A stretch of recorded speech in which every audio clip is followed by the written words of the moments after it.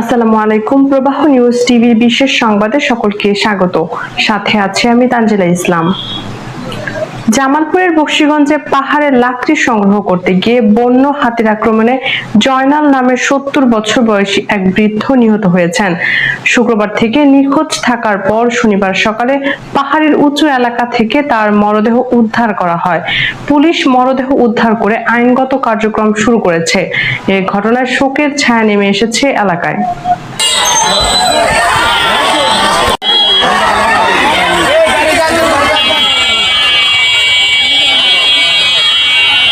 ছিল আপনি খুঁড়ে কাটে যা হাতি মুখে পড়ছিল, তাকে হাতি মারছে। আপনি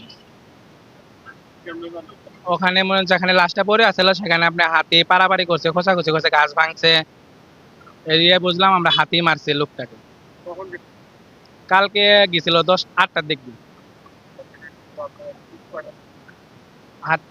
হাতি মারছে। ওখানে একজন লোক দেখছে, দেখার পরে বলছে এখানে হাতি একটা লোক মারছে, আপনারা তো খোঁজাখুঁজি করতেছেন, আসে দেখেন এটা আপনার লোক নাকি। পরে আমরা যাই দেখি এটা আমাদের লোক।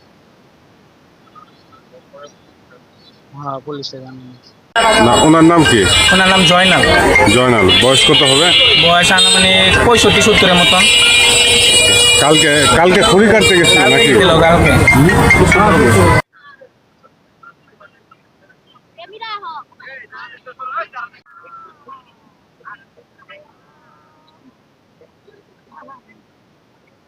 পাহাড়ে গেছিল লার্কি কাটতে, লার্কি কাটে যায় আপনার আমরা সুদিমান গেছে তালাশ তুলে শোষা পাই নাই। পরে রাত্রে আমরা যা তালাশ তুলে ফিরে আইসি পাই নাই। আবার সকালে যা তালাশ করে যা পাইছিলাম, যা দিয়ে উবুত হয়ে পড়ে আছে, বোন হাতে মেরে থুয়ে চলে গেছে। হাতে আইছিল খুঁড়ি কাঠের যা হাতি মানে দাবার দিছে, দৌড়ে যায়। করলা গাছ আছে ওখানে, করলা গাছের রশির সাথে পাক না খায়া পরে যাওয়ার সাথে মানে পাড়া দিয়ে ওই যে মেরে ফেলেছে। একাই গেছিল, একাই যা খুঁড়ি কাটতে একাই যা। বন হাতি যখন দাবার দিছে তখন করলা গাছের রশির সাথে পেঁচ খায়া পুরি উন্দি মানে মরি আছে। আমরা যা লাশ শুনতে পেয়েছি, কোনো হাতি আরো খটখট করে ছুঁয়া চলে গেছে গা।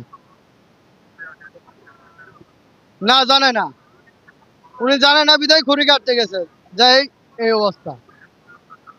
না, কেউ বলে নাই।